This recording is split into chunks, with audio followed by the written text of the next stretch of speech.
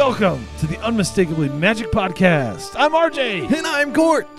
We are two lifelong fans of Disney parks and all theme parks. Each week, we bring you the latest news from Disney parks and beyond. Plus, this week, we'll be debating whether or not annual pass holders and the passes are beneficial to the parks. The passes themselves. The plastic passes. The magic bands. The paper passes that they give you at Universal. So actually, this came to me when I was talking with one of my friends, because she was saying that Disneyland might be getting rid of some annual passes when Star Wars Land opens up. Interesting. And I was like, my first reaction was no joke. Good. Yeah. Sweet. But you have some other thoughts on that. I do. Go over to iTunes, check out the news, and then stick around. It's episode 65. Let's jump right in.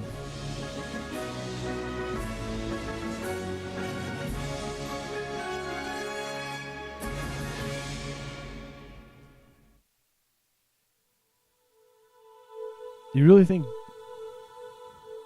good? Actually, I kind of agree with you. So After you hear what I have to say, Well, I'm sure you'll agree with me to some extent. I will say there are benefits from it. So why don't you go? Yes, there are. And then we'll discuss it. So, annual pass holders, I have beef with you. Oh, snap. I think 90% of what I'm about to say comes from me not being an annual pass holder, because I don't live close to a theme park that is open year-round. If I was open to a theme or close to a theme park that was open year-round, 100%, I would go out and buy an annual pass. I would probably buy the one that allows me the most freedom to enjoy that park. However, I don't have that luxury. We don't have that luxury. True. So when I go to a theme park, specifically Disneyland, I don't want to be standing in line for Space Mountain for 95 minutes and see that at 8 a.m. right when rope drops. I think that's obnoxious. True. I also think it's obnoxious that most of the attractions have well over a 30-minute wait, regardless of what park you're in. And you used to be able to combat this with there being an off-season. Going in the fall or Which at spring. World there still is a little bit, yeah. At World there definitely is. However, at Disneyland, it is not. No. There is zero off-season anymore at Disneyland, and I'm sick of it. It's obnoxious. I don't want to pay $145 to get into both parks and just see an obnoxious amount of annual pass holders running around, not riding rides, buying all the merch up that I want to see, like literally on 24-hour day. This was like 2 years ago, but it's still ingrained in my mind. The lines for merchandise that was, quote, limited, even though it wasn't limited, it was all available except for the I was up all night to be dopey or whatever, the 24-hour dopey shirts that looked horrible. Nobody's ever going to wear those ever again. Fluorescent lime green. Yeah. No, it was obnoxious. Ew. The lines for the merchandise, though, were twice as long, if not longer, in some instances, than the lines for attractions. Wow. We waited 30 minutes to ride Space Mountain. The line for the first order popcorn bucket was easily an hour. That's ridiculous. And it's so obnoxious. And it was all annual pass holders. So that's really, point number one. So really your beef, point number one, your beef is just that they go to the parks. They don't do anything in the parks. They're not going there to enjoy the parks as a whole because they're going for certain aspects. They go for one specific thing. They go for, merchandise or food, which is just a necessity that I have to deal with when I go to the parks. If I I need to eat. However, they're just overcrowding the parks. Oh, they make it feel so cramped when I'm walking down Main Street USA at any time of the day. So your point one is overcrowding. Yes. If we boil it down. Yes, boiling it down. Do you have a second point? It's overcrowded. I do. Okay, go I ahead. do have a second point. All right. I want to hear your first. Do you have a rebuttal to the overcrowding, though? No, because that's actually the point I will totally, wholeheartedly agree with, especially at Disneyland. I think it's less at Disney World, as we already said. Yes. And it's kind of a known fact. There is still a dead season in Disney World because it doesn't have the local problem that or the annual Disneyland pass. has. And even over at Universal Hollywood, that's getting the same way, where it's just so crowded all the time. I think the only park over there, however, I don't know how Six Flags Magic Mountain is going to fare, because this is the first year that they're going to be open every All day, season, 365. Yeah. But the only park that I would consider buying an annual pass for out there would be Knott's Berry Farm, because they have a very long, very dead season. And you can go there and ride a couple attractions, wait maybe 10 minutes for like Accelerator, which is easily They're big, one of the best coasters on the West Coast, if not in the entire U.S. No, and this is not the point I'm going to counter. No. And I don't know if mine outweighs the downsides to The overcrowdedness of the overcrowding. parks. It's so obnoxious.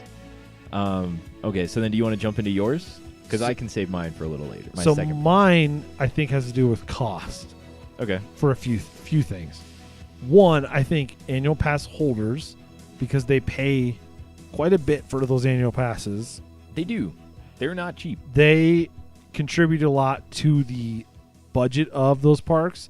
That's a fixed line, because those parks can't guarantee, like you said, Knott's has a pretty dead season. Now Disney doesn't have that, because they can guarantee kind of across the board X number of people on a daily basis, or X number of people have already paid to go there. And again, that adds to the overcrowding, but it kind of creates a baseline for a budget. Okay. They don't have to think about, okay, this is a dead season, we need to lay people off, or blah, blah, blah. They can kind of maintain throughout the year on a budget.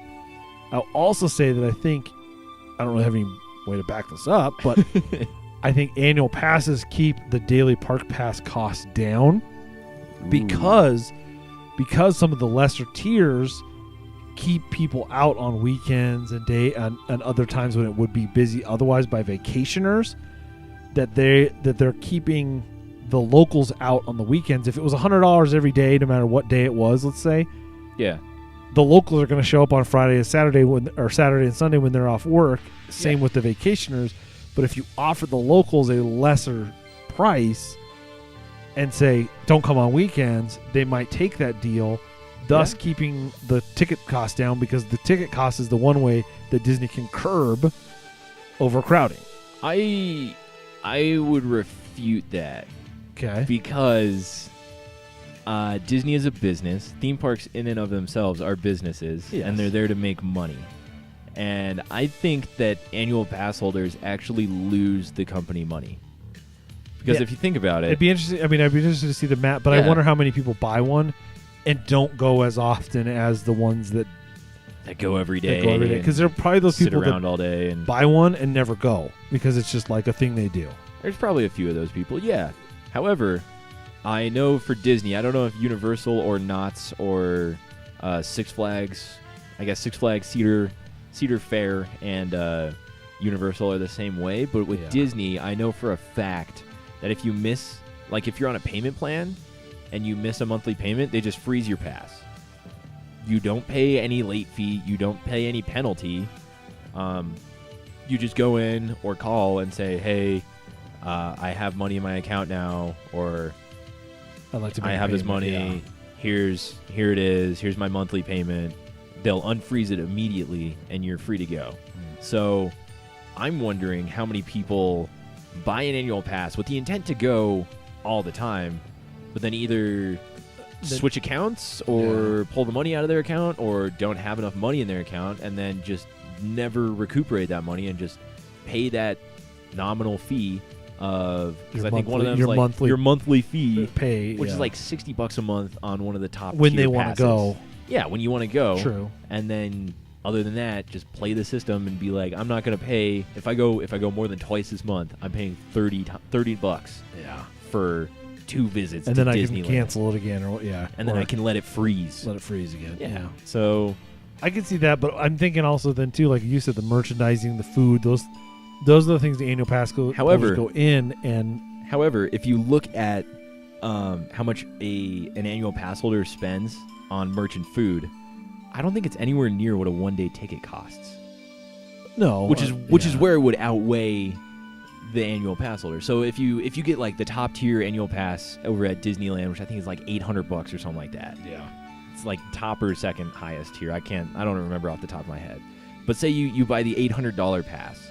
You don't do a monthly payment plan, so you're putting it all down up front, and then you have the intent to go a couple times every month or something. If you go more than 5 times, you have paid for your pass, and then every single time after that is free, assuming you go to both parks each time. So every single time after that is free. So then if you don't spend $145 of food or merchandise every single time that you're going, Disney's losing money on just you walking into the park.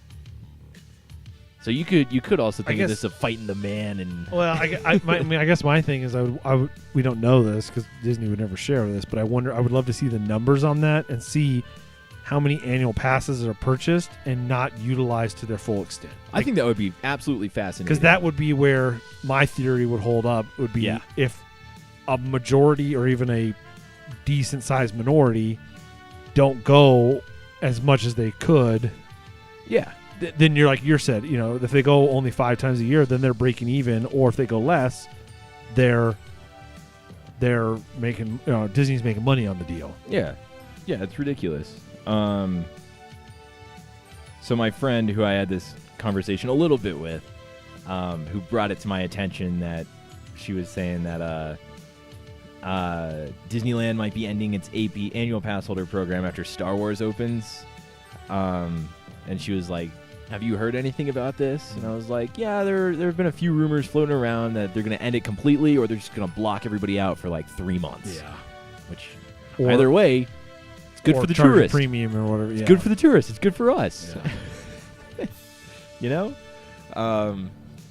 And she's like, she pays over $800 for her pass. So she's so she's up there. Yeah. And because a lot of it has to do with blackout dates or whatever. Yeah.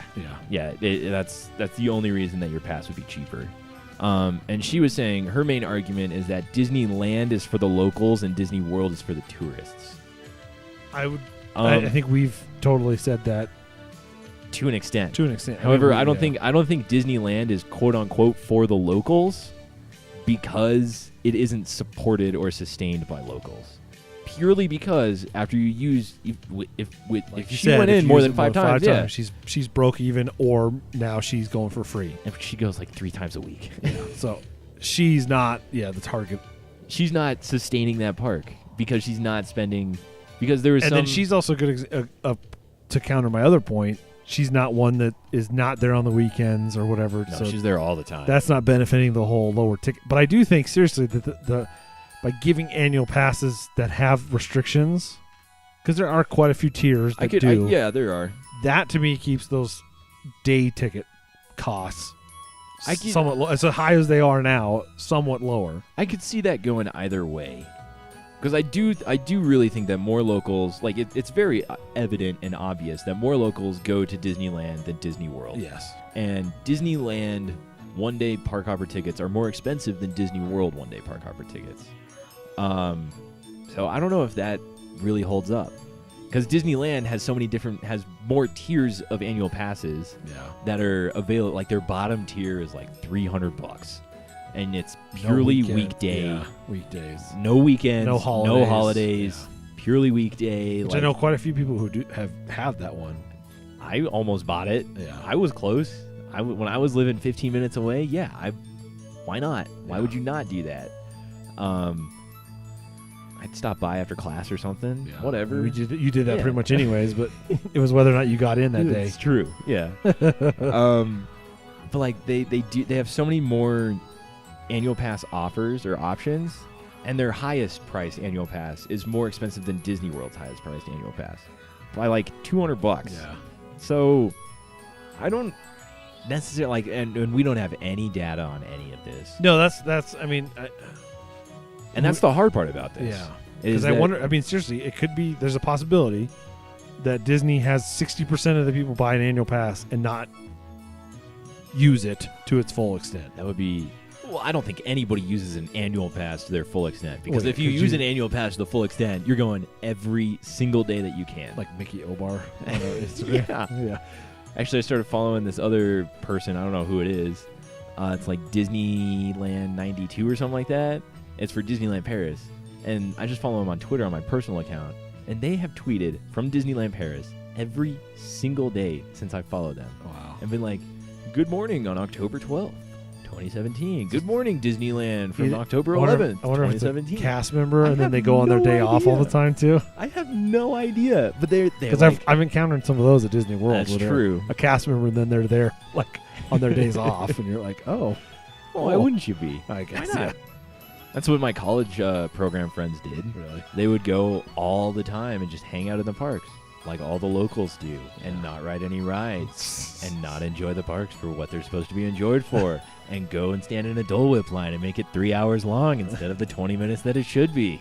I wish I could remember the name of it, but there was like kind of a documentary, for lack of a better term, on YouTube, and it was about kind of the mid-90s, and it was this problem where the annual passes were so cheap that a lot of people were using as like babysitting, and were buying them for like their teenagers, and the teenagers were basically destroying Disneyland. Oh yeah, no, they would go in and like go on pirates and jump off and run around in all the sets and everything, and they had to repair everything every night. And I don't know what changed though. I don't know. I don't think it was just that annual passes got more expensive, or tickets got more expensive or something. How old you'd be, or I don't know. Because it's still crack down on kicking people out or something. I don't know. Yeah. Because I still see that quite a lot, even when I go now, of just people walking up or people getting dropped off over on the downtown Disney side. Is that the west side, east side? I don't know. They get dropped off right there, and then their parents just leave and like go to work or whatever, and their kids are just at Disneyland for the day with their annual pass and just hanging out. So I think it's just too many people. Too many people. I don't disagree with that. I just do think that annual pass holders, for some things, contribute to the parks because they're the biggest fans. Yeah. They're the ones who are there every day. They are buying, even if it's not $140 worth of merchandise or whatever, they are buying stuff. They're putting money into the parks to a certain extent. And I do think one point that you haven't made that I will make on your behalf. Oh, thanks. Is that the annual pass holders whine the loudest. And that can be a double-edged sword. However, it seems like they whine about the right things. Like you get an annual pass holder line over at Disney World to enter any park. That's significantly shorter than every other line. Yeah. Because Disney World is much more of a tourist park. If they did that at Disneyland, that line would be the longest one. Yeah. Guaranteed. Yeah. Guaranteed. It'd be kind of a loss to the annual pass holder. Oh, whoops. They should do a non-annual pass holder line over at Disneyland. That will be the shortest tourist line, yeah. But they whine about a lot of stuff, and they complain until something gets done. So like when the exclusive, like I mentioned earlier in the show, the exclusive first order popcorn buckets were no longer available. People were complaining. They were losing their minds about it. And then Disney brought them back, and they have been there pretty much ever since. So they do bring back a lot of things, or they make sure that Disney stays on top of their game because they love the park so much. They're there all the time. They see everything all the time and know when something's up or know when something's going down. So my only other point is that we're just jealous. Yeah. Because like you said, if we had availability, I'd do it. Without a doubt.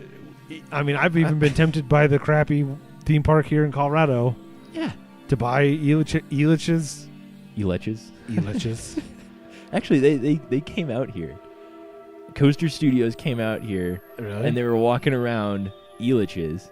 And like they did a quick recap video of like their thoughts on it, and they were making fun of how at Rope Drop they had to briskly walk over to Mindy Racer, which for those of you who don't know is a Vekoma SLC, crappy off the shelf standard roller coaster ride, and which is our most popular coaster in Colorado, hands down. They thought it was funny that like people were running to that attraction. But they said they enjoy the park. It's a small, quaint, enjoyable park for like half a day. Yeah. But just to say that I've even been tempted by that. Yeah. And to say that it's easy to blame or to be upset about how Disneyland is busy because of the locals. I will admit I am a little jelly. I'm a little jelly rolling because I mean if I could I would. I wonder if they just if all of the fast passes literally had blackout dates. You mean annual passes? Or annual passes. What did I say? Fast passes. Annual passes had blackout dates instead of there being tiers that don't. Would that solve some of this? You know, if literally every weekend no annual pass holder was allowed to be there unless they paid like $2,500 or something something crazy. I feel like there would still be people who would pay that. Because it would be worth which goes into a different conversation because there's a mentality down there that we don't have up here of I have money available to me so I better spend it type of deal. Yeah. Which that's a whole nother topic for a whole different podcast. But I don't know. That's an interesting question where if you just set one standard price of like $400 for the year and you could go every weekend and every holiday. You can't go any weekend, you can't go any spring holiday. Break and Christmas, I don't know. I feel like from a tourist perspective, that would definitely cut down on all of the wait times and I would know when I could go. See, and my thing is I think Disney isn't going to care no. about you or your tourism because again, they're making money on this no matter what, and if the parks are busy, the parks are busy. And you could also argue that the busier the parks, the more obviously the busier the parks, the more money Disney's making. Yeah. However, if you think some obnoxious amount of the percentage of the parks, we'll say 90% just for this hypothetical situation. 90% are annual pass holders, 10% are tourists. If I'm a tourist in that situation, and I know that Disneyland and California Adventure are going to be jam-packed the entire time that I'm there, I'm going to be tempted to extend my vacation longer and spend more time in the park so that I can see everything. Spend more nights, buy longer passes. I think of it that way. Like, I'm always amazed that you can kind of get it all done in one day when you do a park hopper. I'm and you have to be strategic about it, but I always think of Disneyland as like needing at least 2 days, and I've always thought, well, maybe I do a third if I'm there, maybe a fourth, So because it is so much busier. Yeah, and it's so much more crowded that you could argue that annual pass holder, and because of annual pass holders, is the reason why it's crowded. You could also argue that that's the reason I want to always go to Disney World versus Disneyland, which is why I always want to go to Disney World, but I just can't. Yeah. I don't have as many connections over there. That's true. Which is pretty much the only reason why I go to Disneyland anymore. Is because it's literally like free for me. Yeah. Like I only have to find a flight to and from LA, which a lot of times you can find. It's pretty I can cheap find flights. really cheap. Yeah. And especially from since we're a DIA, hub for about 3 major airlines. So amazing. Yeah. That's all I need to find. And if I can do that, I have tons of connections out there places to stay. I have places to stay. And rides to wherever, and like I would have to pay for food and like pitch for gas. Yeah. And most of the time my friends don't let me do that. We had to pitch for showers or whatever. Remember that? Yeah. Well, if you're gonna stay here, you gotta help us with the water bill. Help us with the water bill. It's one shower. Okay, I guess here. It's $5. Jeez Louise. That was a little obnoxious. That was I think that was due to other factors. Did you have any more points? No, those were my main points of... I don't disagree. I just think we have to be totally honest with ourselves that we're jealous. Yes. And we would be the first to sign up for annual passes if we lived in Southern California or Central Florida. Yeah. So without a doubt. However, I would also, going back to the whole pricing thing, I would also say that Disney could, or theme parks in general, could look at an increase in attendance as an increase in demand. So when you see a higher demand, you can jack up the price of tickets, which we've seen everybody do across the board. It's not just Disney. They're like, I remember when Elitch's out here was $20 to get in. Now it's like $55. Is it really? And you can buy it. Yeah, you can buy a season pass for it for $69 or whatever. That's like the only reason I've ever $70. been tempted, because I've always thought If I go more than if I once, go more than once, and I might go more than once if I had a pass. If I had a pass, I would go more than once. Yeah. But you could argue that because so many annual pass holders are going, and there's no real good way to tell, at least from the outside, other than purely, okay, here's who entered, here's what kind of ticket they're on, and here's how many times they've used that ticket. And this is the time of day that they entered, and blah, blah, blah, blah, blah. Here's how many people have entered the park today. You could argue that Disney, even just purely looking off at those numbers of just purely how many people have entered the park, are seeing and hearing, again, from the annual pass holders being crybabies about a lot of things. Yes. I was trying to figure out a way to word that better, but I couldn't think of anything. Of annual pass alienating some of our audience, as we probably already have. holders. Yeah. Like, those two guys in Colorado, just jealous. Jelly. Which we are. We have fully admit to that. They wish they But could like- get on the 5 and then get off and go to And Disneyland. Hop on the 5 south and go to Disneyland for the day. But like the annual pass holders being crybabies about the wait times are too long. So I'm not. Why would I stand in line for more than 10 minutes to ride like Snow White's Scary Adventures or Pinocchio's Daring Journey or whatever? Why would I stand more than 10 minutes in the line for that? The line's like 30 minutes. Which Disney could see as, okay, then how do we get people out of the park to make the people who are in have a better experience and a more enjoyable experience? Oh, let's raise the ticket price. That's what I mean, you know. So I just think all this could be solved if Disney would raise the annual pass holder price in proportion to the amount that they're raising the ticket price. True. That is true. I think that's If a not a very little valid point. more. Make it like $1,000 for an annual pass. Well, like you said, it just becomes to the point where if all it is 5 visits to a park that you live nearby, yeah, and it's Disneyland Park, you know, it's not Yeah. UHS. That is a little. That does. it makes Puts it a little more makes in it a little context more of like, perspective, yeah. well, really, 5 visits and it's paid for, you know, or You have 365 days of access to this park. If you go 5 of those days, you paid for it. the So other if Disney- 360 are free. Yeah, that's So if Disney amps it up to even $1,200, so $100 a month. If you go once a month, you're still coming out ahead. If you jump between parks. Do we have some word from our friend? I think we do. Since we're not really doing an after show anymore, Yeah, we'll just throw it right in here. I think we do. I think it is time Oh, for. We're gonna get a little bit more of a theme song in here. Oh, okay, I'm too, ready. So it's time for Wade's Word. Wade's word. Wade's Wade's Word. word. Wade's Word. What is this? It's from Tron. It's the fireworks stuff. Of course, you gotta throw Tron in. Yeah, why not? You know? Why not? What did Wade have Okay. to say? Let's see. Well, Wade actually had a lot to say. So he's been he hasn't texted us in a while. yeah, what's so- up with that, Wade? Come on, Wade. Come on, Wade. Wade. Hang on. It's being slow. He was telling us about hearing about RJ's trip, especially food, has been great and only got me more psyched for his own.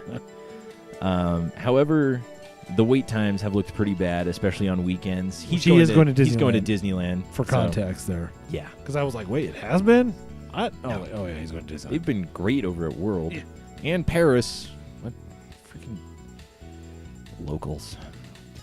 And with the wildfires continuing to rage, I wonder if it could get to the point of affecting park hours or availability.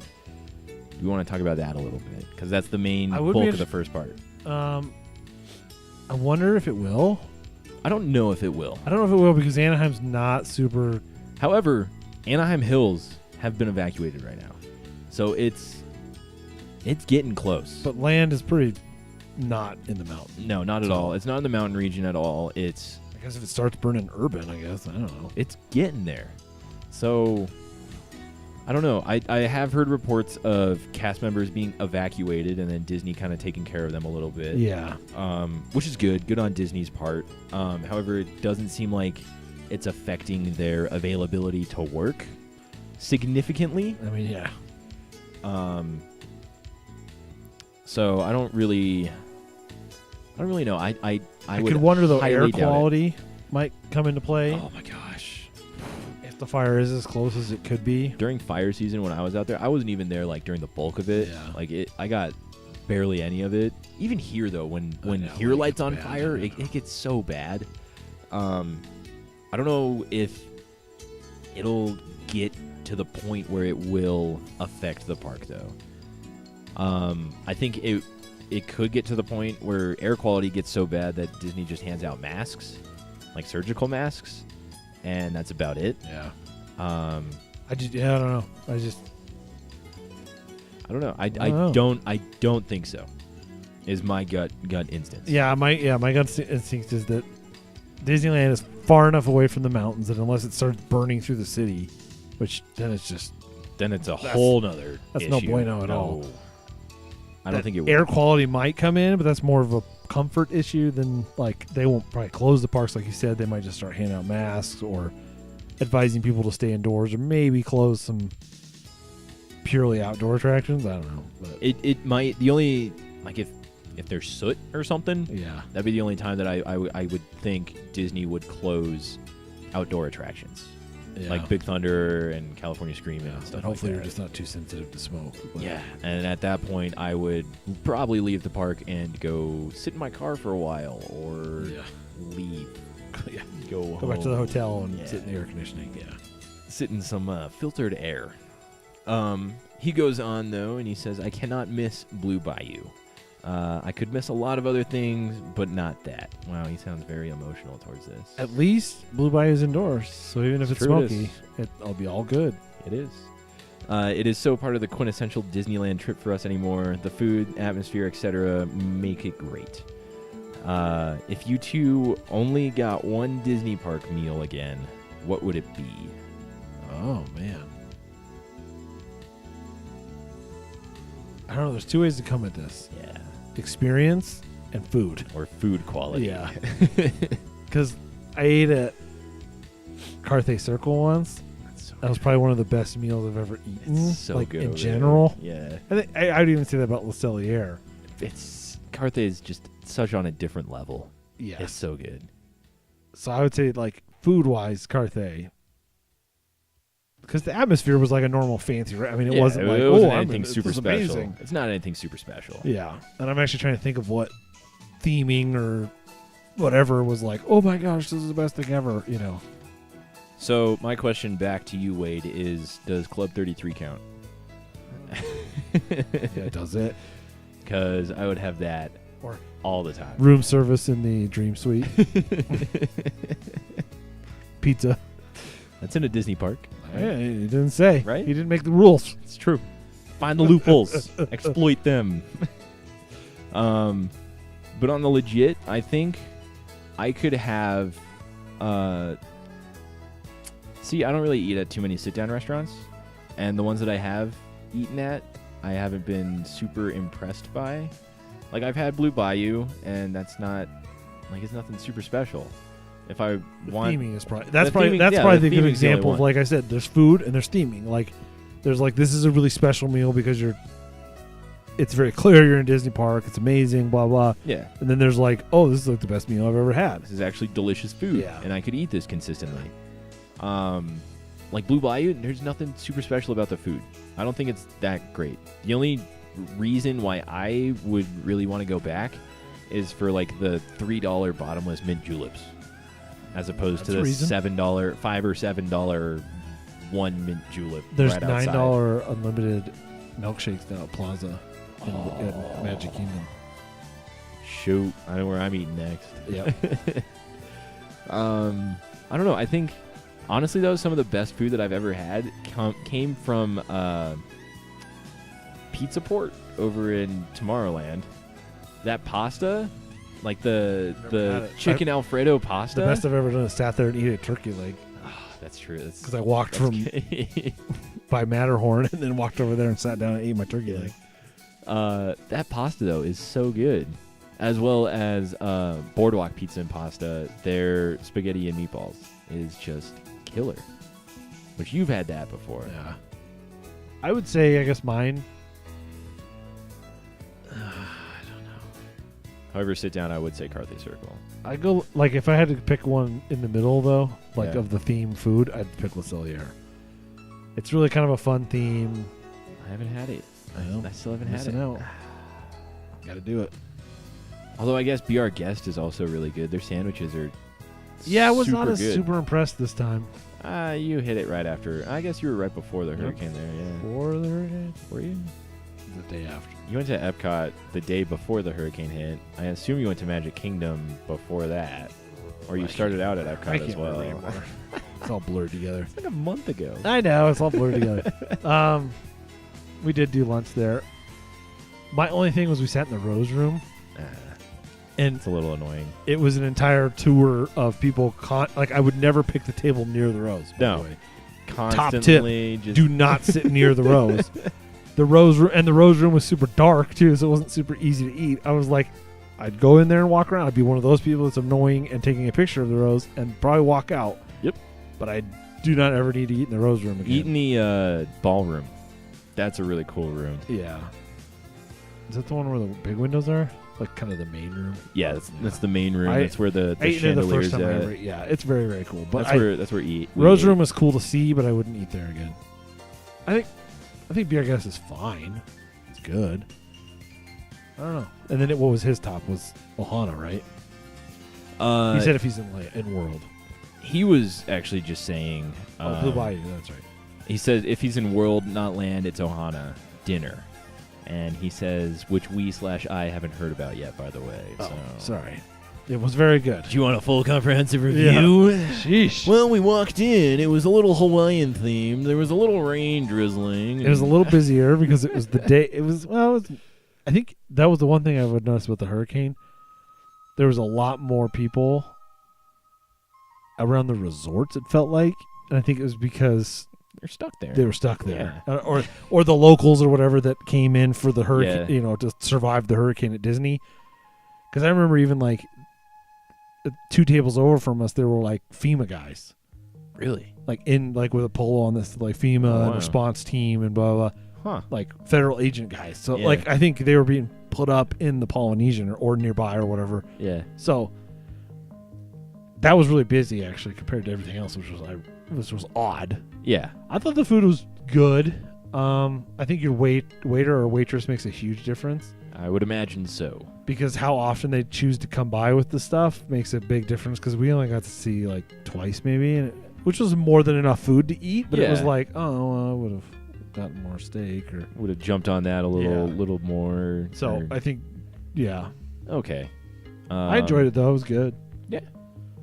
I mean, I don't think you could really have a bad time at Ohana. No, and like I loved like the music was like they had a guy walking around singing and it was awesome. Yeah. So you're saying what about Land would be Carthay, right? Yeah, I go Land Carthay and then World Le Cellier. I'd say Land if I'm on a budget. Like if I literally had to pay for every meal, That's I true, would too. go Pizza Port, their chicken Alfredo. If I had to do Whatever it budget, is. I'd do Beer Garden because it's actually like $15 a Ooh. person for lunch. Yeah, that's not bad. That's 15 or 16. It's not Yeah, bad. still. And it's a lot of good food. Like their apple strudel is like Killer. So Oh. Man, I'm hungry now. I know. I'm gonna go eat a snack. Oh. I have to drive home. Well, I think that just wraps it up for this week. Do you have anything else to add on those topics? Either one of those topics? I think I enjoyed the topic and Yeah.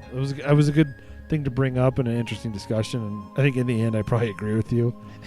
But I just had to admit that we're jealous, and that's probably we are biggest- really jealous. Okay, that is 100%. But I also don't disagree biased. that they add a lot of traffic to the parks without. They're not actually there to visit, or they're not worried about if they have to wait an hour for. No, for like Space I Mountain think because that's they- one of the reasons why Guardians of the Galaxy was such a long wait for so long. It's because all the locals were like, well, I'll just go do that, because if they get that, if that's the only thing they do all that day, cool. They're content. So they're content waiting an hour or 2 or 3 or whatever. The 9-hour wait that it ended up being for opening day, or 6-hour wait or something, just obnoxious. I don't know how you do that. Like, I think you'd have to pee at some point. Like, I was thinking about that with the Frozen thing. I was like, how do people wait 4 hours for this? I guess take shifts. Like, make somebody else come over and stand in your place in line, and then you go and, hey, babe, I gotta pee. Come on, here, stand in line. I'll go buy you tequila if you hold my line. I gotta go buy some more food. I'm passing out. I'll go to the Cava del Tequila. It's right there. Thank you for listening to Unmistakably Magic Podcast. Hope you guys enjoyed it. Hope you guys enjoyed this new format. Yes, if you guys didn't pick up on this, we split up the news and kind of the main topic. We may or may not do a main topic as frequently or as every week, but yeah, life's starting to change for some of us. Some of us, mostly both me. of us. Yeah, mostly not me. So if you subscribe to us on iTunes, what we're going to do is do the news in audio format over there. If you subscribe on YouTube, you'll get the news in video and the main topic. So go in to video form. Yeah, so make sure you subscribe to both, because you're going to get the news with video and then also the main topic, or kind of our discussions with Wade's Word and all that. Probably do away with the after show at this point. Yeah. And then kind of meld the after show into the main make sure you show. go over and subscribe on iTunes too, or whatever podcast app you use, because you'll get the news every week, and it'll be kind of a short brief and just a overview of the news for that week. I think this week was like 15 minutes or less. 15 minutes, so something like that. Yeah. With a little bit of discussion, and it may not be both of us. It might just be Cort. Pretty soon, I think we're going to start transitioning into that, because you've got some excitement coming your way. I have some twins on the way, so... Little adjustments. It's not like we're fighting or anything. We're not bickering. No, it's just it's time to evolve and change, and life moves on, and so we will still be doing main topic shows. They just might not be as frequent or as weekly. So. However, the news will definitely be coming to you every week. Perfect. Yeah. And if it's just me, then I'm sorry. If it's both of us, I'm sorrier. I don't know. Sorry. What? But hey, thanks for subscribing if you've been subscribed for a while, and thanks for checking us out if you're new. Yeah, we've gotten a lot of new subscribers recently. So thanks for joining the squad. If you don't follow us elsewhere, you can always follow us on Twitter. We're at Unmistakably Mag. Unmistakably Magic on Instagram. Check out our Facebook. We're facebook.com/Unmistakably Magic. If you like what we're doing on this show and you want to support us a little bit, don't head over to Patreon, because we're not like everybody else. We like to give you something a little more tangible in return. That's right. So head over to unmistakablymagic.spreadshirt.com and buy a t-shirt, buy a tank top. Might put some hoodies up there. Yep. Let me know what you guys want to see up there. Yeah. How can they do that? Email us.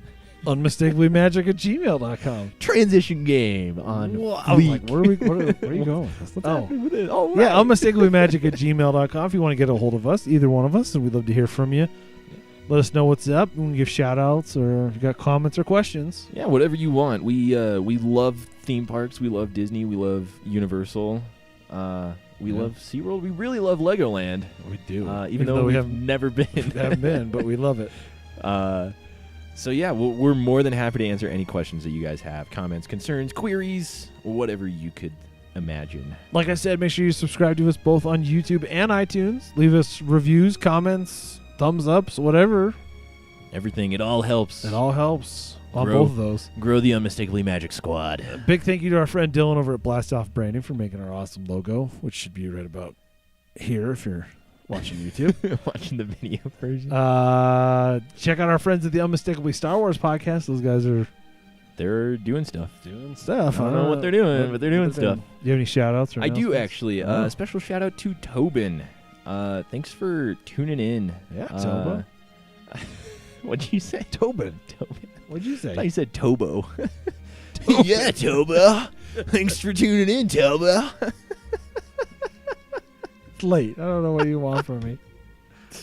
But thanks for checking us out. It really means a lot, and I hope you do enjoy this. Yeah. But I think that just about wraps it up this week. All right. Have a magical week. See you real soon.